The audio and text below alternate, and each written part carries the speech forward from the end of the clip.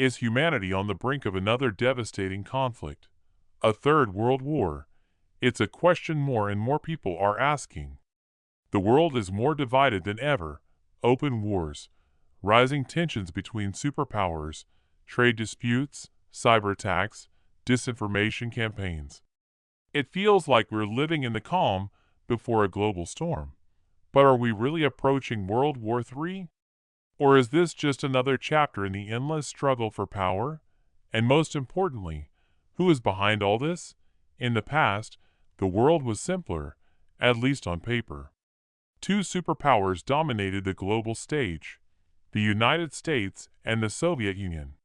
But the Cold War ended, and the world changed. Now, the global order is multipolar. Aside from the US, we have powerful players like China, Russia, the European Union, and emerging powers such as India and even regional actors like Turkey and Iran. And with more players comes more friction. We see it clearly: NATO versus Russia. The war in Ukraine isn't just a local conflict. It's a proxy war that shows how deeply the East-West divide still runs. China versus the US, with tensions around Taiwan, military drills, and trade wars. Many fear one wrong move could spark global consequences. And in the Middle East, a powder keg of religious, political, and territorial disputes. Israel and Iran are on the brink of direct confrontation. Saudi Arabia and Turkey compete for influence. And innocent civilians are caught in the middle, suffering daily. Modern wars aren't fought just with tanks and missiles. They're fought with sanctions, energy supplies, and food chains. Who controls oil, gas, rare earth metals, and tech? Controls the future. That's why the economic front is just as important as the military one. Look at the Ukraine war. It shook global grain markets, energy prices in Europe, and even caused economic strain in countries thousands of kilometers away. When China restricts the export of semiconductors or critical minerals, it's not just about business, it's a political statement. And yet, all these economic weapons affect regular people first. While missiles may not be flying above your city, you might still be under attack. Today, information is a weapon. Social media, deep fakes, AI-generated propaganda are changing how wars are fought. With a few lines of code or a viral post, entire populations can be manipulated. Governments, corporations, and even hackers are constantly waging invisible wars, attacking infrastructure, stealing data, influencing elections, and spreading fear. Drones fly without pilots. AI can target without hesitation. And cyber weapons can destroy a power grid without firing a single bullet. This new battlefield is everywhere and nowhere. Despite everything, a full-scale traditional world war is still unlikely. Why?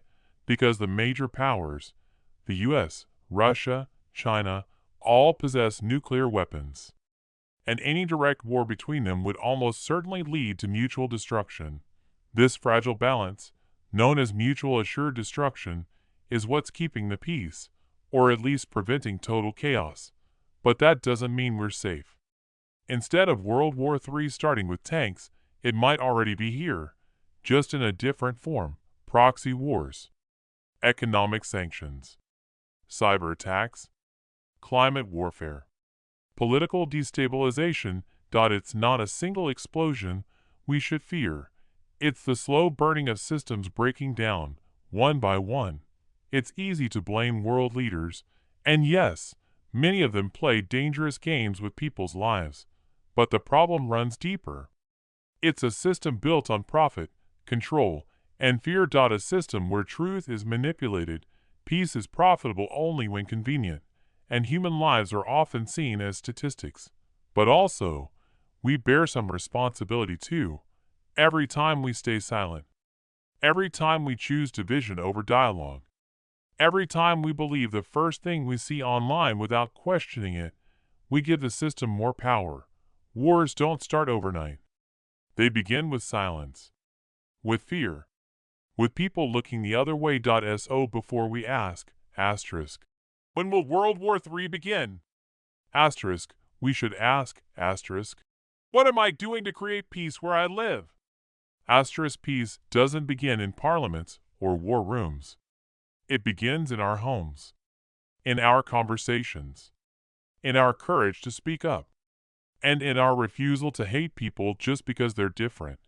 Because if we can't build peace within ourselves, how can we expect world leaders to do it for us? Einstein once said, asterisk, I know not with what weapons World War III will be fought, but World War IV will be fought with sticks and stones. Asterisk, that's not just a warning. It's a prophecy. One we still have time to prevent, but only if we wake up, only if we act, and only if we remember the most dangerous war is the one we don't even realize is happening.